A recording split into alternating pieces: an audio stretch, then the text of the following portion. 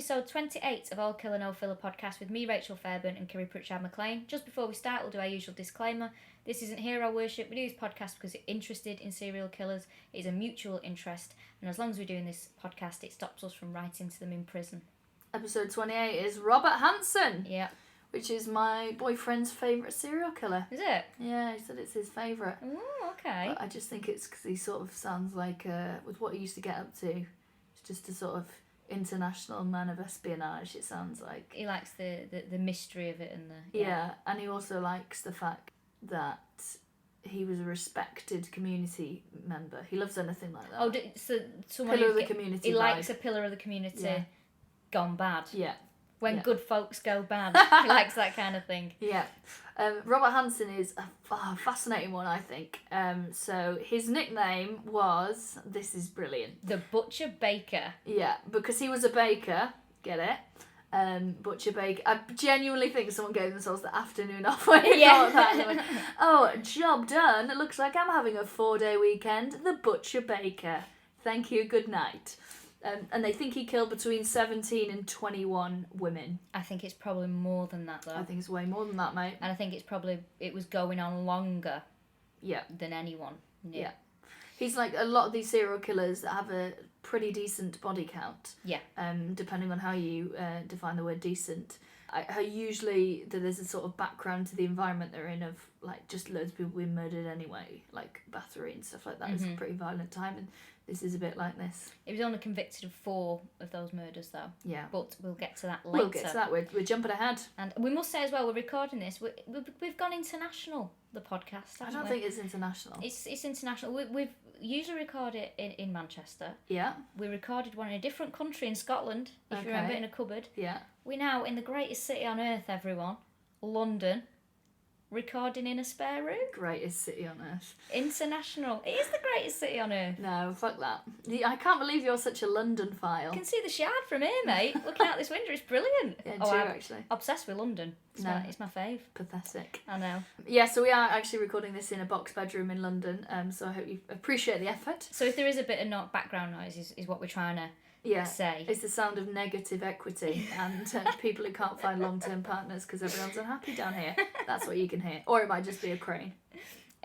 So we'll get back to Robert, who I'm sure would have hated London because he's a bastard. Robert was Hansen. He was a son of. He was born in Esterville, Iowa, on the 15th of February 1939, and he was a son of Danish immigrants Christian and Edna.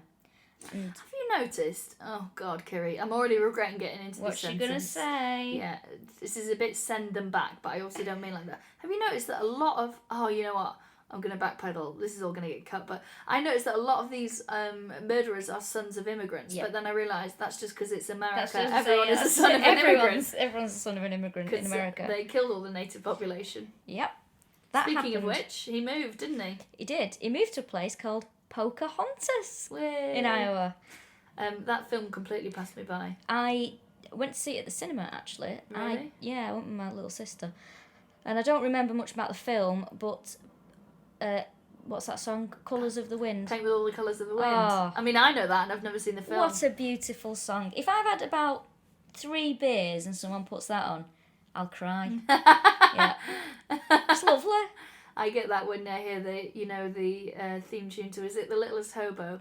Every stop I make a new friend. I'm like, oh God, it's so sad, the little dog's gone away. He's having a good time though. Oh no, absolutely broke my heart, the idea of it. So yeah, Pocahontas, Idaho. Now, I mean, as far as, what do I say? You said Idaho. I've written down Idaho as well. Goodness me. Well, they did move around.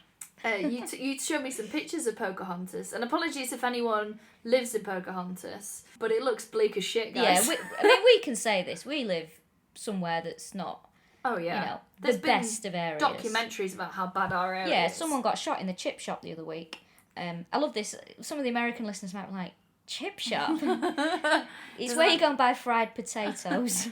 Yeah, and about 9 months ago, someone stabbed someone and then drove into the wall of the pub at the end of Armour Road. They did. Very strange incident. It was on like a Thursday as well. Really weird. At the pub that the guy had been drinking in as well. He'd been drinking in there all day.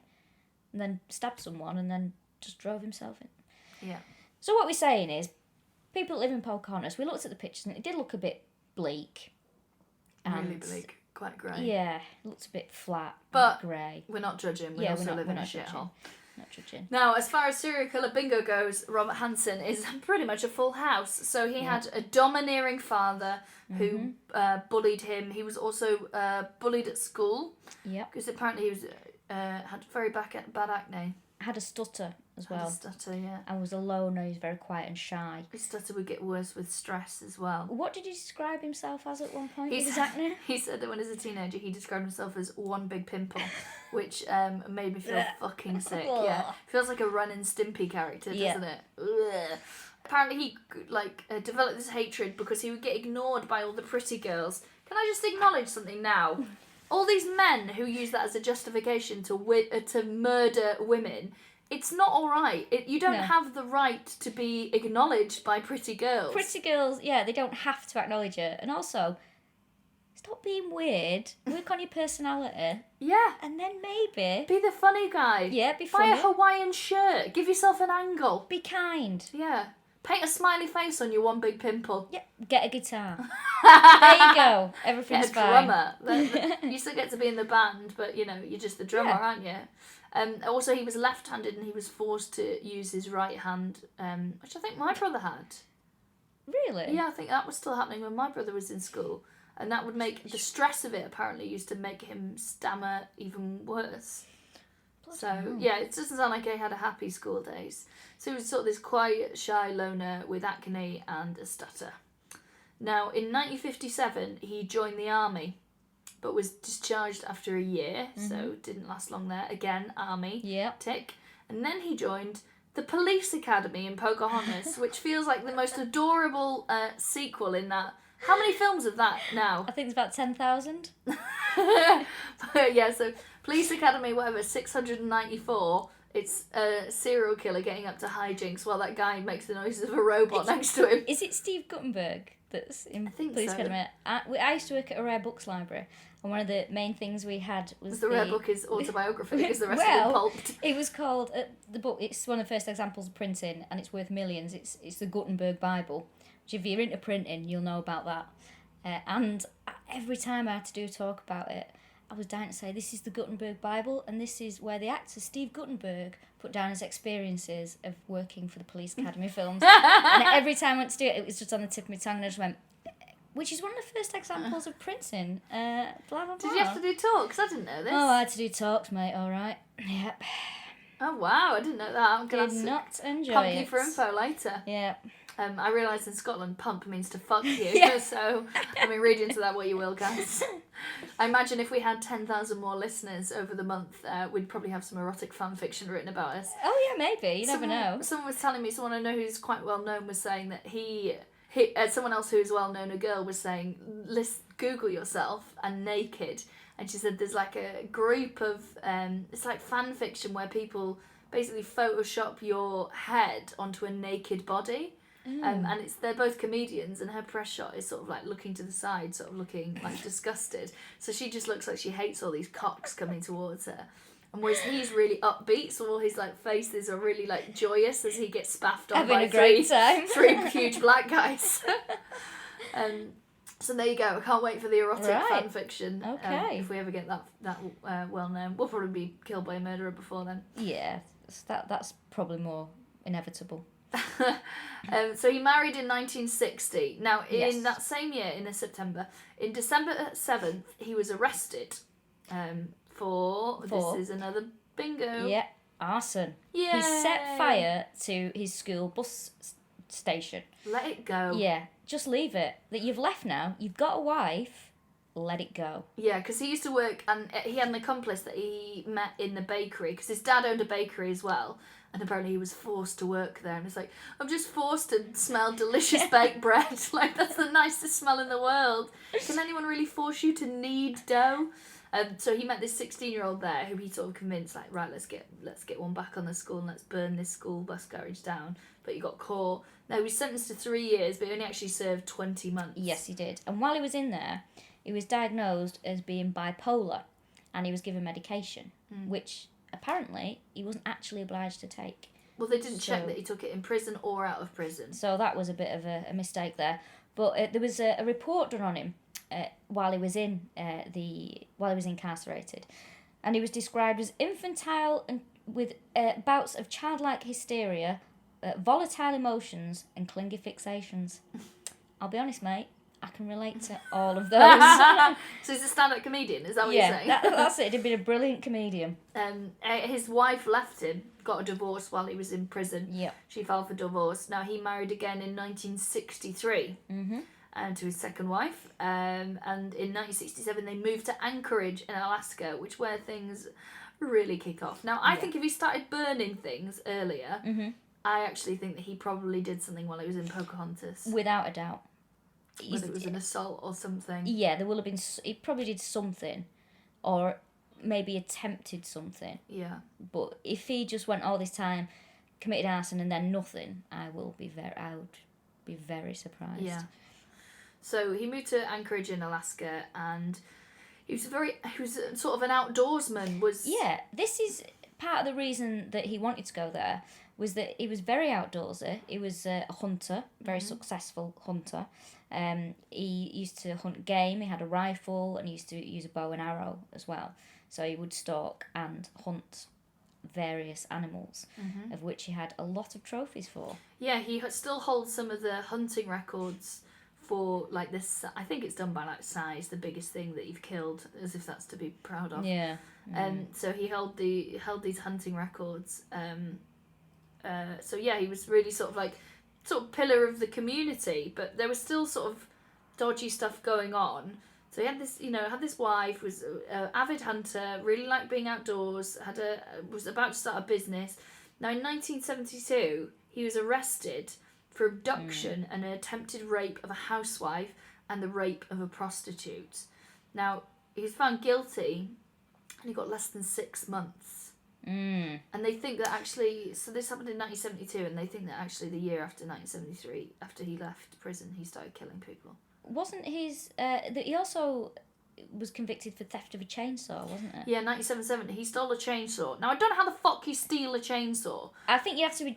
just like when you're trying to get into a party that you shouldn't be at, walk with confidence. Yeah. I think that is the key to stealing a chainsaw. I think you're right, because I spoke to a store detective in Edinburgh when I was comparing, and I said, what's the most brazen thing someone's tried to steal? And she went, probably a 3-piece suite sofa. And I was like, what? And she went, oh yeah. And I was like, what did they do? And she said, they just walked in wearing clothes that removal men would wear, like with brown jackets, like they're in a fucking Laurel and Hardy film. Afternoon? Yeah. Don't mind us, we're meant to be here. So yeah, tried to sort of Jedi mind trick people into doing it, and apparently got quite far out of the shop. So it's mad. And I used to shoplift as a kid when I was about 11 or something, and we used to just nail varnish or bits off the front of magazines, and you would shove it up your sleeve. That was the way to do it. You put it in your sleeve and then sort of walk around and then walk out. But you can't do that with a fucking chainsaw. You can look like you're in The Evil Dead. You can't. I've only shoplifted once in my life. Shoplifted once. What did you steal? I did it in a fit of pique. I was annoyed. Is it pique when you eat your own shit? No, pique is a disease when you eat. You might eat. You're not meant to. Sorry. Yeah, like you start eating in your bedroom, shit. Or is it really? Yeah. Well, that wasn't what happened. I was peeved. I was in a Asda supermarket, and they have a clothing section, and I went to try something on, and a woman spoke to me so appallingly. I was like, who do you think you are? I thought, fuck you, I'm nicking this top. And I nicked the top. Really? Yeah. I thought, fuck off, see if you notice this, love. You're not going to. So I put it in my bag, bought some milk, walked out, got it home, and I went, I've just nicked this from Asda. Really? Yeah. How recently was this? 4 years ago. never wore the top. Never really? wore the top. Is it like the Telltale Heart? Is it too sort of laced with guilt? I didn't even like it. That's what annoyed me. I was just like, I'm going to show you. Fucking hell. I mean, the thing is, he didn't show her anything because A, she probably didn't care, and B, she didn't even notice. So. No. Well, there you go. And what if the security guard had stopped you? Would have been like, I wouldn't be stealing if it wasn't for that bitch and her terrible customer service. I would have pretended to collapse. Oh, nice. Yeah. That's good. That's a good thing. Sounds like I'm a professional, actually, doesn't it? It really does. This is your Ocean's 11, isn't it? So he was, bearing in mind he got 6 months for attempted rape and rape. He, 5 years later, is found guilty of shoplifting and gets 5 years in prison. Although he did manage to appeal and got it overturned. Yeah. By the way, if you think you can hear something, it's a train in the background. It sounds like a million souls screaming. Oh my god, guys, where could that train be going to in London town? Stop it. Could be going past St Paul's Cathedral. It's actually going to King's Cross, guys. That's near where we are. So he got 5 years for stealing a fucking chainsaw and less for rape. But they did overturn it because apparently it was too harsh a sentence. Then he does another criminal act. In the early 80s, he staged a burglary, didn't he? Yeah. At his own house. So, and this was a burglary of hunting trophies, which I don't know how much these are worth, because what he did with the money that he got from the stage burglary was he managed to open his own bakery and get a plane, for which he'd already been denied a licence because of his medication. It's absolutely mad. So yeah, he had £13,000 from this insurance job for wildlife trophies, and apparently that's how much they're worth. Who fucking knows? Well, what are they made of? Like, I mean, I have to admit, I've never seen a hunting trophy. No. Because I'm a good person. But I can't imagine how they could be worth so much money. No. And apparently at trial they were like, you claimed on the insurance. I mean, that should have been the fucking least of their worries when they got to trial. They said you got all this money from this insurance scam. So it wasn't a scam, I thought I'd lost them, and then I found them in the garden a few months later. Okay. I just forgot to tell the insurance company. I think that's how I forget to tell my insurance company that I don't still live in rural Wales with my parents and keep my car in a locked garage overnight. Yeah, I'm just still obsessed with the trophies though. Yeah. I've got 2 trophies. Actually, 1 trophy and 1 medal. 1 trophy for netball, which was I was shit hot at netball. Really? But you're tiny. I know. Wing defence, smashed it, mate. I was brilliant. And it's very rare you'll hear me being big-headed, but I will be about that. I believe you. Really good at it, and we got a trophy. And when I was in the Welsh Unsigned Stand-Up Award a few years ago, I got a medal, which I was thrilled with at the time. I didn't win, but I was very thrilled. But what have I got? I've got a medal that we got in primary school from Uncle Ben's for swimming like 4 lengths that everyone got. I've also got Uncle Ben's swimming cap as well. I think I've held on to that medal like it meant something. I've got quite a lot. I used to be like very, very good at judo, so I've got loads of trophies of that. But I can't understand how trophies are worth anything, because to me they are gold or silver plastic and then a very small piece of marble. And I'm not sure how much, with a hole in the middle to screw that thing into. I'm not sure how. The wildlife ones, I presume it's just like a skull of a deer and some. It sounds pretty fucking. I'm cool, intrigued. Actually. Whilst we're getting on with this, I might just Google hunting trophies. Okay. I should have done this before, really, but. Now, to give you a bit of background about the area, so these women are starting to go missing in Anchorage. Now, Anchorage is what do you say, a frontier town? Yeah. So there wasn't much there, and people were moving there to make it, somewhere to live, and they were sort of. What's the word? Like a friend of mine used to. He'd go to, like, he worked in places like Papua New Guinea, laying gas emerging pipes. Economies. Things like that. So it's. I think it was because it was just a place that had been moved to. Yeah. It was a bit wild and a bit. Yeah, and they just weird. Found oil, so there was loads of work in these big sort of oil factories and oil fields, and they would basically there was. It was described as Tenderloin district. Now, apparently that means that the mafia run it and there's loads of strip clubs. So it was just loads of men who would work really hard and then they would want to fuck some women. But it's too cold to go outside. Is that what you're saying? Yeah. There's a place in Australia, which is probably, the opposite climate-wise, Kalgoorlie, which is a town where I think it's drilling for oil. And it's like just men move there and to do all the manual labour. But the sort of men are outnumbered. I think it's like 10 women to every man. And it's just full of topless bars and stuff like that and lap dancing. So basically there's a whole industry on the fact that these guys want to tug their spines out on the weekend. Yeah. Fair play. So it's, so a Tenderloin district apparently it's known as. So it was run by the mafia. So there's quite a lot of dead bodies rocking up anyway. And then they would lure women there, basically human traffic them. They'd be like, Yeah. oh, we need dancers for a show. And then they get there and be like, take your fucking top off. So there were clubs. What, there's no show? There's clubs called the Arctic Fox, and one was called, I really like this, the Great Alaskan Bush Company. Why not? Why not? Say it as it is. And there was another one called the Booby Trap. And I mean, That just sounds painful. I've done that once when I shut a door too quickly.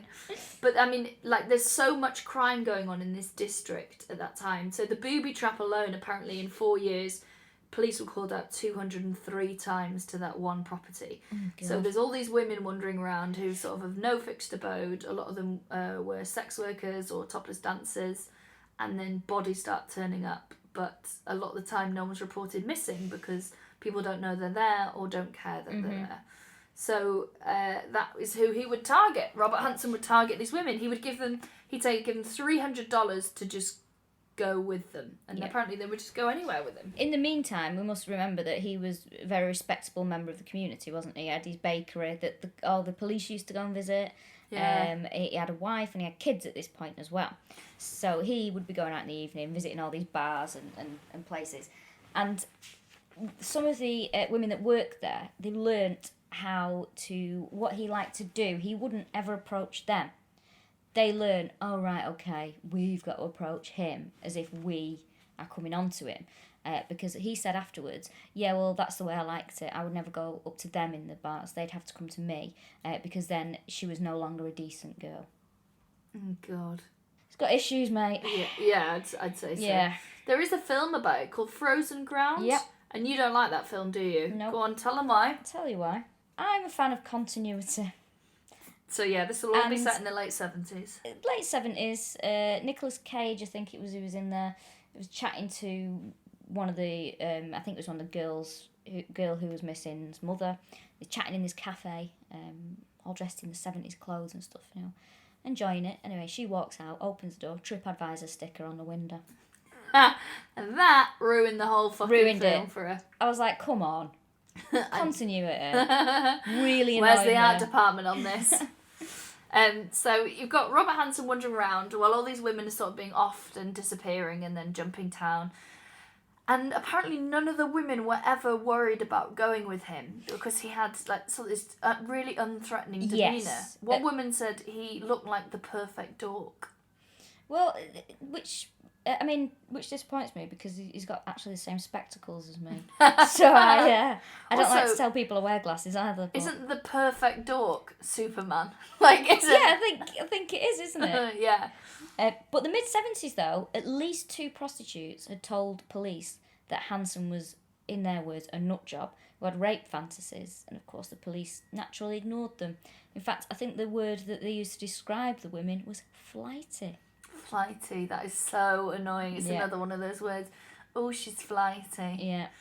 So in 1981, he opens this bakery and becomes pillar of the community. He's winning all these trophies, but he's obviously started his killing. July 1980, some builders found a shallow grave, and in it they found a body. Mm-hmm. Now, this body had been quite badly decomposed. It's actually been eaten by some of the wild animals, the ones that he'd not managed to shoot for recognition. And straight away they were like, right, well, we've got fucking loads of missing girls, so we think it might be one of them. Now, what they did is they tried their best to do a facial reconstruction of her and then put out pictures of this face, but no one ever came forward as knowing this girl. So she became to be known as Uklatana Annie. Is it, how do you say it? Eklunta Annie. Sorry for saying that wrong. There's also another missing girl that they found, Horseshoe Harriet, because I think it was the bar that I think she might have worked in, or it was something like that. I fucking hate these nicknames. I know. I'm worried if I turn up, it's going to be like, didn't shave her legs, Debbie, or Big Bush Barbara, or fucking something like that. I often think, because if I went missing and then they just found my skeleton, I think because I'm 4'10" and I've never had any children, they might be like, oh, it's Madeleine McCann. Fucking hell. I'm so sorry. That is bad for me, but that's what I always think happened, because I think they might think... I think they'd think you were a kid as well. I think they would think I was a child, yeah. Yeah. Mm. Or they'd go, oh God, this kid was obviously made to work. Yeah. This kid had a hard life. And then in 1982, a second shallow grave turned up.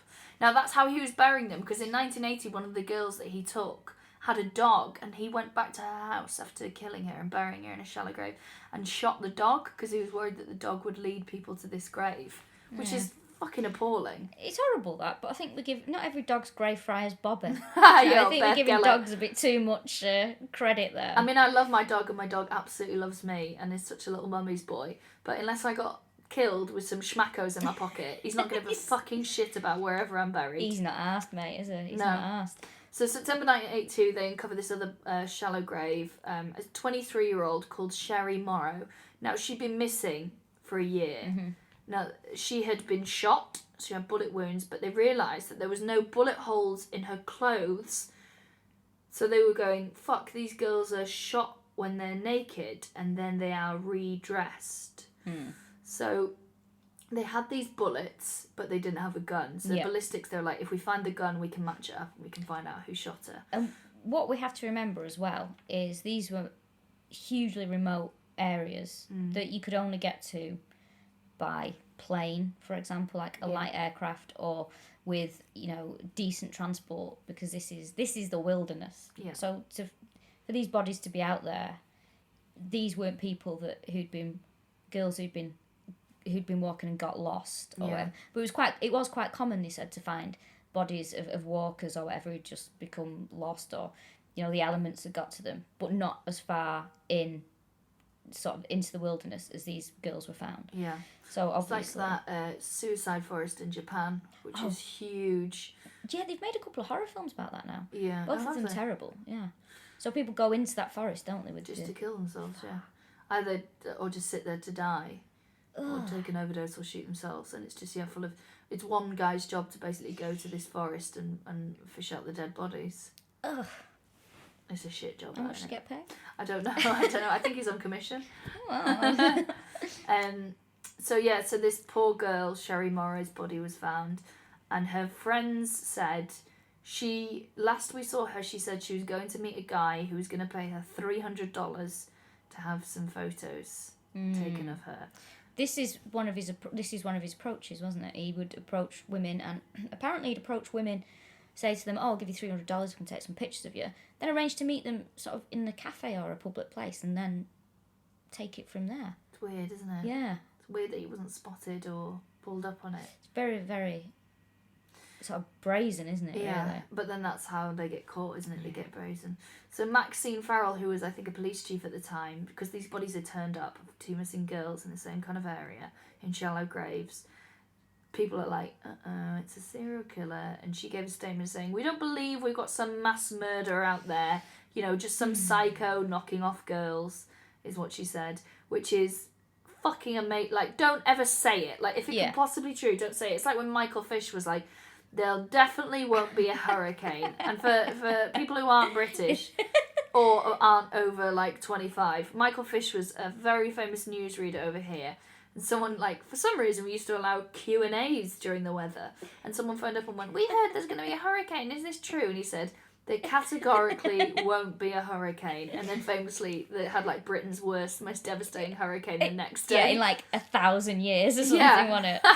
Absolute carnage. Yeah, so Michael Fish is most famous for that, basically, isn't he? Yeah. I met Michael Fish, you know. Did you? Yeah, I met Michael Fish. I'm impressed by this, because I like Michael Fish, and I like John Kettler, who was another famous weatherman that we had. Yeah, John Kettler. We have in Wales, we have Derek the Weather, who's the only openly gay man in Wales. Did you get Gus Honeybun? What? Have I mentioned Gus Honeybun? No. What the fuck is Gus Honeybun? This sounds like something made up, or it sounds like a character in a shit play. When I used to go on holiday to Cornwall when I was a kid, the local news used to have, like, a kid's bit on it, and it was a rabbit called Gus Honeybun, and that's... No. Yeah, I didn't have a rabbit doing news for the kids, no. That's the thing that happened, and I think it was in South Wales as well. Really? Yeah, Gus Honeybun. But Michael Fish, that's impressive. Yeah. Where did you meet him? It was a screening for it. Me and my friend Ed had written an episode of a programme called Krakenori, so we got to go to the screening, and Michael Fish is in one of them, so he was there, and he sat next to my friend Ed. But he he looks really old now. He looks older than he is because I think he's in his 70s, but he looks about 100. He looked really frail. And he's weathered. Oh, wait. He actually looks like he's living through a hurricane when you look at him. It's probably all the stress of everyone going, "Well, you're shit at your job." Fucking takes its toll, poor guy. He did the worst fart I've ever smelled in my life. Don't. He was sat next to Ed, and it was the worst thing. You know when you're like, I looked at Ed and I was like, fuck's sakes, but this is so bad. So Ed and I are in a sketch group together, and sadly I know the smell of his farts. Oh. So I was like, "Are you not well?" And he's like, "It's not one of mine." I was like, "It doesn't smell like one of yours." And then he just sort of like gently thumbed in the direction of he went, "It's him." And it could only have been him. And if that was me, I would have smelt that. And if that was me, I would have gone, "I'm just going to the doctors." Like, it was so bad. I was like, well, there's definitely something wrong there. Or you're expelling a demon from within you. Like, it was the worst smelling fart I've ever smelled. What gale force do you reckon it was? Fuck off. What did it smell like? Just, warm death with some shit. And burning and just like it was so bad. It was like something was on. It was like a piece of shit was on fire. It on a hot day, it was just really bad. And then there's also some old egg somewhere. It was so many things on a hot day. Yeah, and there's a dead rat wrapped around it all. It was so bad. It's the worst fart I've ever smelled. Do you think he listens to this podcast? Like, he won't anymore now. Sorry, Michael. And sorry if it wasn't you. Feel free to get in touch if you're like, "I smelt that and I wondered who that was and it wasn't me." Poor Michael Fish, another little thing he's been blamed for. He didn't make the hurricane happen. Like some shit on fire. It was on a hot day. It was the worst. It was really bad.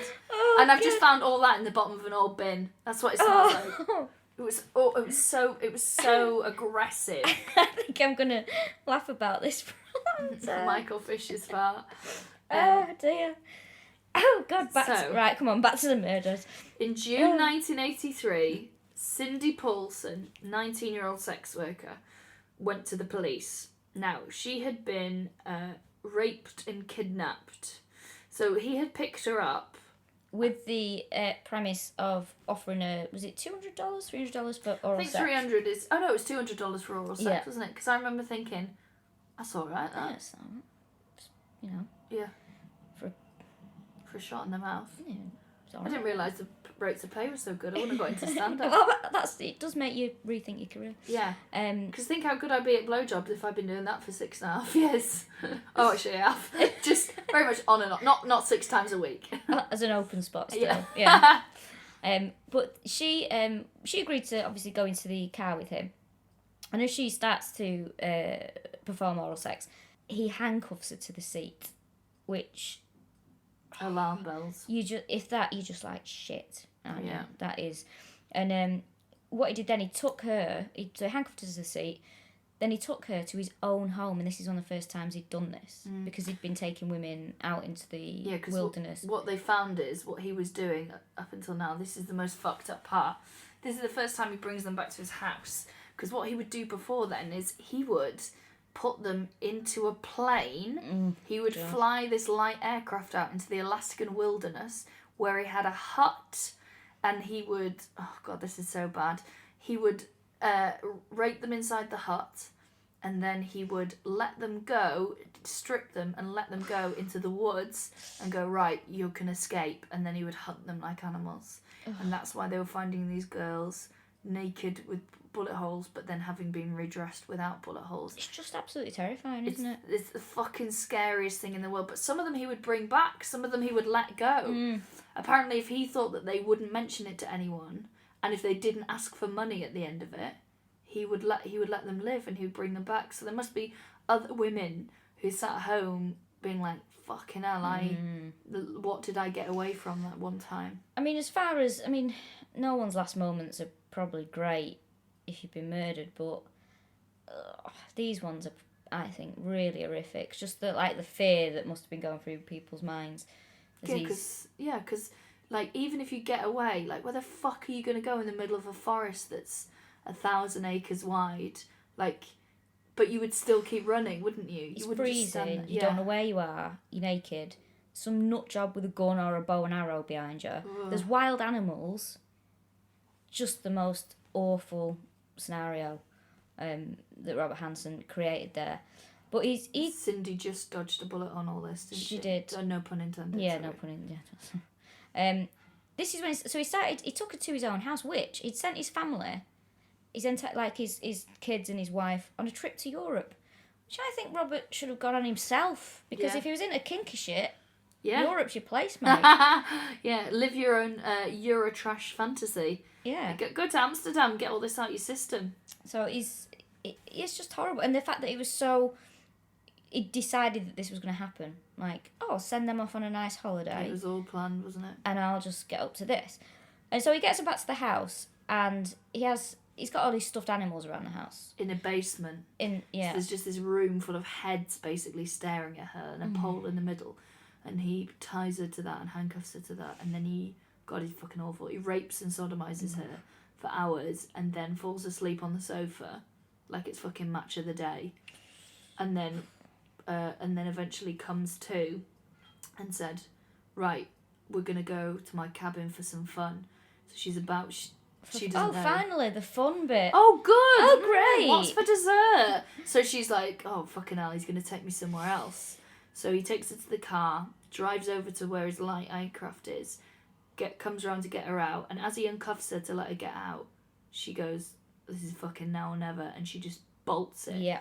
And he's screaming after her, going, stop, shouting, stop you bitch, stop or I'll kill you. And she just runs out, in front of this truck, who catches her in the headlights, and she gets in, and he takes her to hospital. It was a guy... Robert Yunt. Yeah. 36 at the He keeps time. telling us our age, Yeah. isn't it? 36. 36 at the time. Busty beauty. So yeah, he takes her to the police station, she takes her to the hospital. She gets examined. She's got shackle marks on her neck, on her wrist. She's got a bruised vagina. So they take her and interview her, and she describes his house in pretty minute detail. And she's absolutely terrified as well. Yeah. Which, as you would be, and the fact that she, is a prostitute, and she's wanted to go to the police to tell them what's happened to her, says a lot, because obviously there's a lot of mistrust between sex workers and the police, especially at the time. So she insisted on going and she insisted on showing the police the plane, because she was like, I can tell you exactly which plane it was, and from that you can know who the man is. Really? So she insisted that they take her. So obviously did a bit of the police's job for them. It's also weird because what happened is they interview her and they go around to his house 2 hours later, which is quite quick. Which is good, yeah. And they searched his house. Now they can't find anything because it's not in that house, the evidence. It's in this cabin in the woods that they don't know about, that you have to get to by flying to. So it's basically his word against hers. Yeah. And because he's a respectable businessman, she's the sex worker, even though she's clearly fucking terrified. It's an elaborate story to make up. She's covered in bruises. She doesn't normally speak to the police. Mm-hmm. She's, really adamant about things. Some strangers picked her up from running away from somebody. And they said the reason they didn't side with her is because she refused to do a polygraph test. Did they ask Robert Hansen to do a polygraph test, I wonder? It's mad, isn't it? Yeah. Which have also been proven to be crazy and reliable. Yeah. So, basically, they left it. The poor Cindy, they were like, no, we're not going to do any charges. So, 3 months later, there was one guy. There was one copper. There was one guy. There was one guy. Greg Baker. Baker, again. A good baker, though, this time. Who was so... He really believed her. Because he said the descriptions of what she was saying and everything that matched the house. And just the fact that she had gone to the police and the fact that she was so keen to show them the plane and stuff. He really believed her, and he thought it should have been followed up and looked into a bit more. Because what happened as well, Hansen had 2 alibis that his friends gave him. So his friends, John Sumrall and John Henning, the 2 Johns, the 2 untrustworthy Johns. Lion Johns. Yeah, the 2 lion bastard Johns gave him an alibi. And the alibi was that he was with one of them earlier in the evening and another one of them later on till about 4 a.m, fixing an aeroplane seat, which he then took to the airport at 4 a.m. I never know how people get to asking, can you give me an alibi? Because apparently he said to them, can you give us an alibi? It's to do with a domestic issue. And they were like, okay, got you, John, wink, got you, Robert, wink, wink, we won't say anything. And it's like, you would be like, what do you want an alibi for? Yeah, I want to know in explicit detail what you want an alibi for. And then I might, and then no still. Well, I don't even think, even your closest mates, you'd be like... I wouldn't give my partner an alibi. No, I wouldn't. Definitely not my partner. I might give you an alibi. Well, we've got this podcast to get on with, mate. We've got shit to do. Yeah, we get people clicking saying if we haven't put out an episode quick enough. Yeah, I mean, I have to admit, I'm one of those people where if I was watching stuff like Crime Watch and I'm like, God help, I know someone on this. I just want to ring in and grass them up. All right, okay. I'm not grassing everyday life, but, if I saw it on Crime Watch, because that's Britain's, TV show that's like really bad crimes that haven't been solved. And I always say it should be called Bastards and Thieves. I'm always like, come on, let me find one. I always want them to get the people, the ones who've robbed old people and taken the lead off their roofs.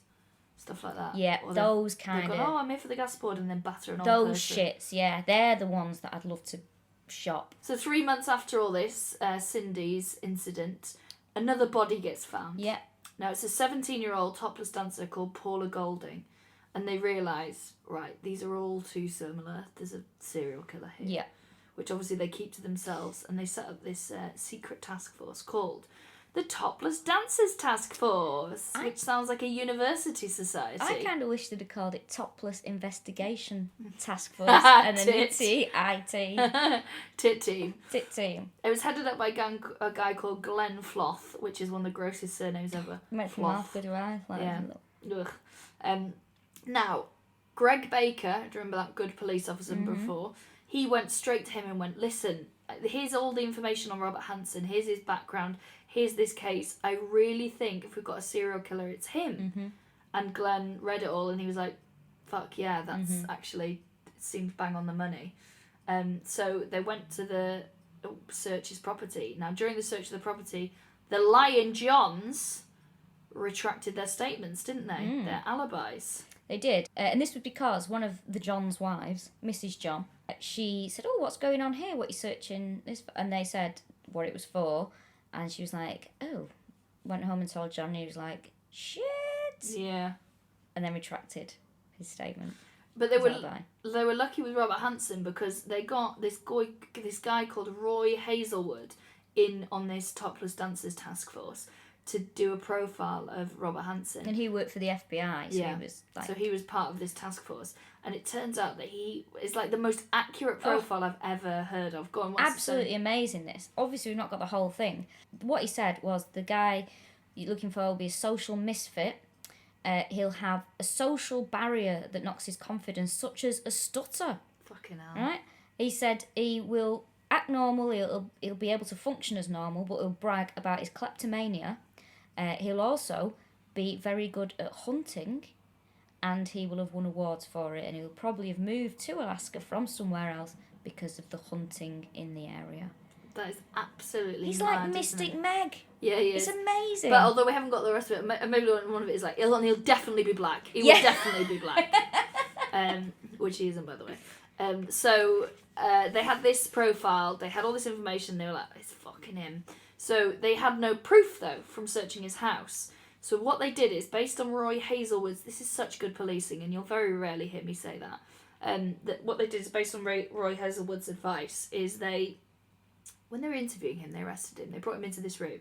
Because what they did as well, they searched the house, they arrested him and searched the house at the same time. Yeah. So they went to his bakery. Apparently he was getting a bit twitchy at the bakery as well. Oh, and all the police, even though there was rumours that he was this serial killer, police still went in for donuts. What? Well, if it's good, it's good. Well, I know there is that, but as long as he's not making them. He was. Really? He was. Yeah, it was him making the majority. Rob, what is it that you put in these donuts? So he started getting a bit twitchy. So if cops showed up, I think it was Greg Baker said that he went to the past the bakery and he was sort of getting a bit nervous, like he knew that they were onto him. So it was a good job that they did arrest him and search the premises at the same time, which was a good move. But when he's in the interview room, this is a really good technique, I think. They sort of set the room up to psych him out psychologically, didn't they? Yeah. So they had all these pictures up of the grave sites and maps of where the bodies had been found and files around the room with names of his friends and family on them. So as in to look like the net was closing, and they just left him in there to stew. But apparently he wasn't concerned, he just sat in there, was sort of intrigued by it all. He might have thought it was one of those escape rooms. You know, that people have a real sort of... these things where you pay to get locked in. And, yeah. Yeah, I did one of them. Oh, team building, eh? Budapest, yeah. Where you're like, oh God, it's so funny. Anyway, so they did this huge search. Now, they did find one important thing, which was an aviation map, which he'd left in his house, not in the cabin, which had loads of little red asterisks on it, which were grave sites. Yep. So that's one of the first big pieces of evidence that they found, and as soon as they found that, the rest followed. So it was the arrogance in the end that gets them, isn't it? Yeah. Like, that is a really... It's always the filing system, to be honest. Just keep it rough and ready, forget where it is. He initially denied that he had any knowledge or involvement in any of these crimes, Hansen. But after a few hours of good questioning... Yeah, 5-hour interview it was altogether. He gave in. There was too much evidence against him. And there was a piece of evidence that they found in his house that tied him so well to one of the missing women. Yeah.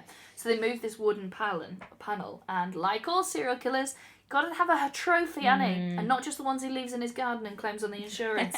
Actual trophies. So he had what they described as a collection of cheap jewellery, which they didn't need to put the word cheap in there. No, they didn't. They could have just said jewellery. And one of them was this fish necklace, which was custom made for one of the girls who went missing, called Andrea Altieri. So as soon as they found that, they're like, right, well, this is a really rare item of jewellery. There's only one in the world, and it is stuffed behind a panel in your house, along with a load of other jewellery that matches stuff on the girls. So that was it. They had enough to arrest him. Now, it had actually been slower than they'd like with all this, because there were loads of organisations disagreeing with each other. So the police went to the DA to get a warrant, and apparently they were bawled out by state troopers.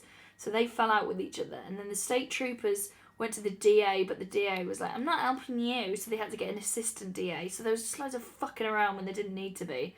But obviously, he when he went to trial, so basically they had enough to arrest him for, and he was put on bail for $500,000. It's a lot of donuts, that, isn't it? A lot of donuts to shift. It's a lot of dough. Hey, there she is. Oh dear me. But after searching his property, they only really had enough concrete stuff for 4 murders. So he said, well, I've done more than that, and if you give me a plea bargain, I'll tell you where the other bodies are. Yeah. So they took him out to show the burial sites. And he managed to find... there was 11 bodies found with his assistance. And then 1 found after that. Yeah, and I think there's still 12 missing women, that they think are linked to him. So he went to trial with his plea bargain on February 27th, 1984. Judge Ralph E. Moody sentenced him to 461 years plus life. Just whack that on the end, why not? And no parole. So he was sent, first of all, to a maximum security prison. But then in 1988, he was moved to a prison in Alaska, which was actually one of the conditions of his plea bargain. You probably don't think that they should have stuff like that, do you? No, I don't think you should. And I also think, go into a plea bargain, but once you've admitted it, take it off him. Plea bargain. But then they would no one would ever agree to a plea bargain if they knew that they just went, oh yeah, no, we'll do that, and then fuck you over at the last minute. Yeah, well, look, you know my hardline views. I do, but all those girls would still be missing if he hadn't. Yeah, that is true. And also, he's in prison for 461 years. Yeah, he's not getting out, which is good. But I don't think he should have been allowed to go back to a prison in Alaska. Well, he was sent to Spring Creek Correctional Facility, Seaward, in Alaska. He was actually one of the first prisoners there, which is so weird, isn't it? Imagine just being new prison, new me. Yeah. But just being like a prisoner just hanging around on your own in a prison. That's creepy. I mean, obviously you're not, you probably don't sleep at night brilliantly if you've killed about 25 women. But I just mean that, I don't know, it would just be like the start of a zombie apocalypse or something. Yeah, it just seems a bit bleh. Bit odd. But I suppose you can't really complain going, can you leave the lights on at night when it's just me? I mean, this is all fine and well being in here, but when is, like, the bumming in the showers bit? When are the other guys getting here? Fucking hell. So he got moved to Alaska, and then his wife was still married to him, and then after 20 years, she divorced him. She divorced him, and she moved somewhere else in the United States. What is it to say? The lower 49? Yeah, something like that. What to say. So she moved away with the children, and he's dead now. He is, yeah, he died. He was only in his 70s when he died. Yeah, 21st of August 2014, he died, and I don't know what of. Don't really care, if I'm honest.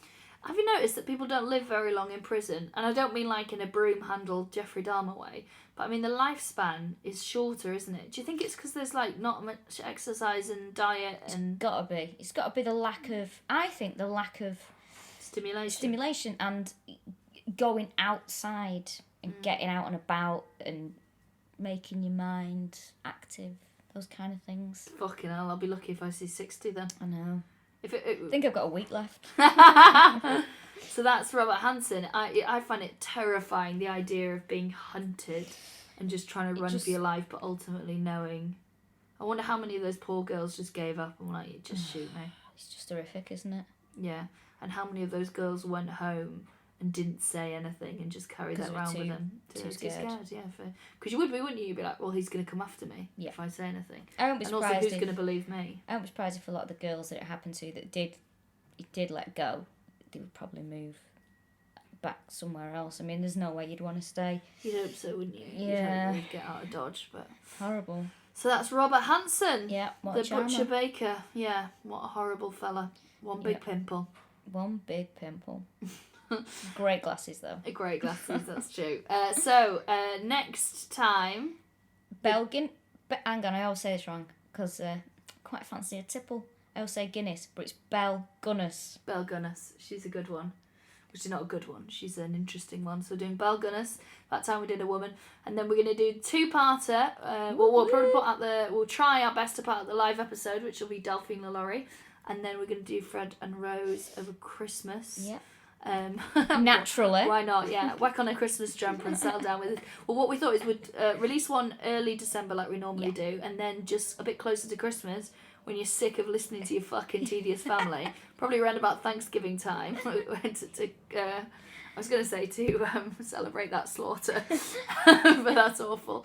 And then we'll put up the second part of it, so you can not listen to your grandma be racist, you can listen to us talk about that fucking horrible pair from Gloucester instead. Yep, there you go. Thank you so much for listening. Thank you for all the lovely ratings. Please keep winging them our way. Subscribe to the podcast. Do all the stuff that makes people see us, because more and more people are listening, and it's great because we get to chat to you on Twitter and stuff. And we'll be doing some more live events. We're doing one at Leicester in February 2017. We'll tell you some details about that when we get them. And I think we're going to start getting on top of doing a monthly mail out as well. Yep. And we might chuck some extra stuff on that. And as we are in the greatest city on earth, fucking hell, doing some podcasting, I think we should look at a London live show. That'd be good, wouldn't it? Anyone in London listening to this, the greatest city on earth, do tweet us. You sound so sarcastic, but you're not. I'm not excited. I'm going to go on the tube in a bit, mate. I'm proper excited. Take a picture of yourself. My heart goes really fast when I get on the tube. I'm like, yes, it's London. Will you take a picture of yourself on the ride in the tube that we can put on the Twitter? Yeah, I'll do it, don't you worry. I think people need to know how genuinely excited you are about this. I'll do it. Don't you worry. I'll take a picture of our really bleak little box room that we've done it in as well. It does look like, there's a... This is like the size of the room that Mary Kelly was slashed to pieces in. It is pretty grim. Well, actually, small wise, but pleasant.